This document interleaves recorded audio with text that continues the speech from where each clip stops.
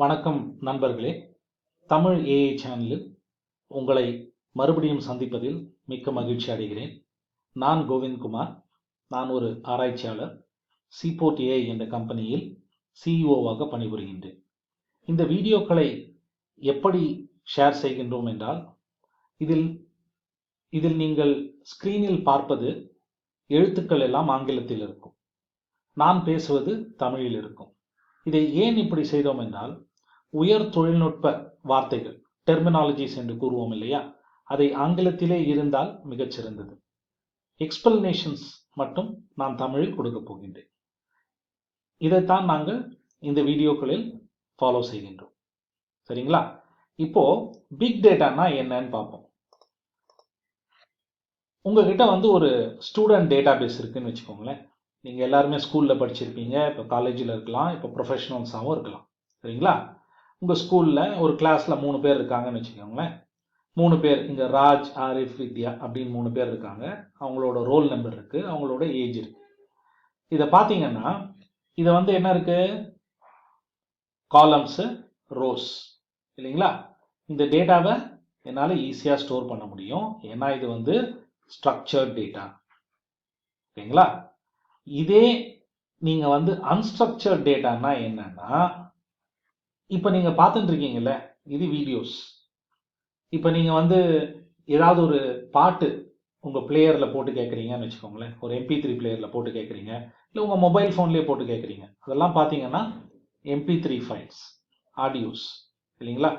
ஒரு PDF document அனுப்புறீங்க, அது டெக்ஸ்ட் இல்லையா? இமெயில்ஸ் அனுப்புறீங்க. அதெல்லாம் ஸ்ட்ரக்சர்ட் டேட்டா கிடையாது. அதுக்கு பேர் அன்ஸ்ட்ரக்சர்ட் டேட்டான்னு பேர். சரிங்களா? இந்த ஸ்ட்ரக்சர்ட் டேட்டாவை ஹேண்டில் பண்ணுறதுக்கு RDBMS அப்படின்ற டேட்டாபேஸ் கான்செப்டை பயன்படுத்தி ஈஸியாக நம்ம ஹேண்டில் பண்ணலாம். அது கிட்டத்தட்ட ஒரு 40 வருஷங்களாக இருக்குது. சரிங்களா? அதோட கொஞ்சம் அதிகமான காலகட்டம்னே சொல்லுவேன். 40-50 வருஷங்களாக இருக்குது. ஆனால் இந்த அன்ஸ்ட்ரக்சர்ட் டேட்டான்றது 20 வருஷமாக தான் இருக்குது. அதுக்கு முன்னாடி ஆடியோஸ், வீடியோஸ்லாம் இருந்தது, ஆனால் இந்த அளவுக்கு இல்லை. உங்களுக்கே தெரியும், இப்போ எல்லாத்தையும் யூடியூப்பில் பார்க்குறோம். சரிங்களா? பாட்டை மொபைல் ஃபோனில் கேட்குறோம். இதெல்லாம் நம்ம முன்னாடி பண்ணலையே. ஸோ இந்த மாதிரி டேட்டா கடந்த 20 வருடங்களாக தான் ஜாஸ்தி ஆகிட்டு இருக்கு. இங்கே பாருங்கள், இந்த ஃபோட்டோவில், இந்த கிராஃபில் பார்த்தீங்கன்னா கடந்த 20 வருடங்களாக தான் இது ரொம்ப ஜாஸ்தி ஆயிருக்கு. அதுவும் 2008க்கு அப்புறம் ரொம்ப ஜாஸ்தி ஆகிட்டு இருக்கு. அதுக்கு காரணம் என்ன? கொஞ்சம் யோசிச்சு பாருங்க. 2008க்கு அப்புறம் தான் மொபைல் ஃபோன் வந்துச்சு இல்லைங்களா? அது ஒரு முக்கியமான காரணி. ஏன் அன்ஸ்ட்ரக்சர்ட் டேட்டா இவ்வளோ ஜாஸ்தியாக இருக்குன்னு சொல்றதுக்கு. இது இன்னும் ஜாஸ்தியாக தான் ஆக போகுது. ஓகே. இன்னொரு காரணம் என்னன்னா, இன்ஸ்டாகிராம், யூடியூப் அதிகமான மக்கள் பயன்படுத்த ஆரம்பிச்சிருக்காங்க. சரிங்களா? இப்போ நம்ம டாக்டர் கிட்ட ஏதாவது கேட்கணும்னாலே டாக்டர் ப்ரிஸ்கிரிப்ஷனை ஃபோட்டோ எடுத்து டாக்டர் நமக்கு வாட்ஸ்அப்பில் அனுப்புகிறார் இல்லைங்களா? நிறைய டாக்டர்ஸ் ரிப்போர்ட்ஸை வாட்ஸ்அப்பில் பார்க்குறாங்க. வீடியோவில் நம்ம சேட் பண்ணுறோம் டாக்டர்ஸோட. ஸோ அதெல்லாம் என்ன டேட்டா? அதெல்லாம் பார்த்தீங்கன்னா அன்ஸ்ட்ரக்சர்ட் டேட்டா தான். அன்ஸ்ட்ரக்சர்ட் டேட்டா ஸ்ட்ரக்சர்ட் டேட்டா மாதிரி கிடையாது. ஸ்ட்ரக்சர்ட் டேட்டானா ரோஸ் அண்ட் காலம்ஸ் இருக்கும். அது நம்மளால ஸ்டோர் பண்ண முடியும், ரோஸ் அண்ட் காலம்ஸை. அன்ஸ்ட்ரக்சர்ட் டேட்டா எப்படி ஸ்டோர் பண்ணுவீங்க? புரியுதுங்களா? இப்போ எல்லாமே அவசர யுகம்.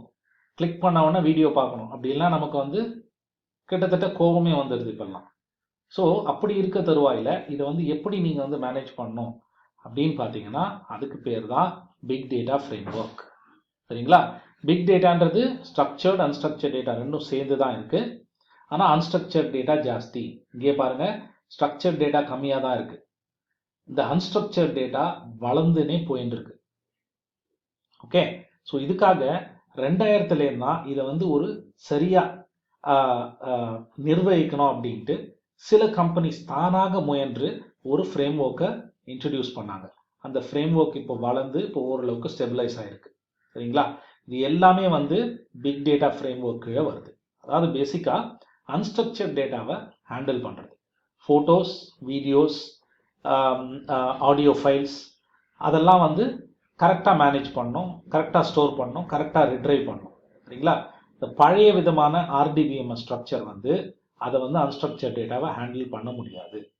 சரிங்களா? இதாங்க பிக் டேட்டா. நீங்கள் பிக் ஸ்மால்னு ரொம்ப ஒரி பண்ண வேணாம். பிக் டேட்டானா நீங்கள் இப்போ பார்த்துட்டு இருக்கீங்களா இந்த வீடியோ, இதெல்லாம் கூகுள் வந்து எப்படி ஸ்டோர் பண்ணுது, எப்படி ப்ராசஸ் பண்ணுது.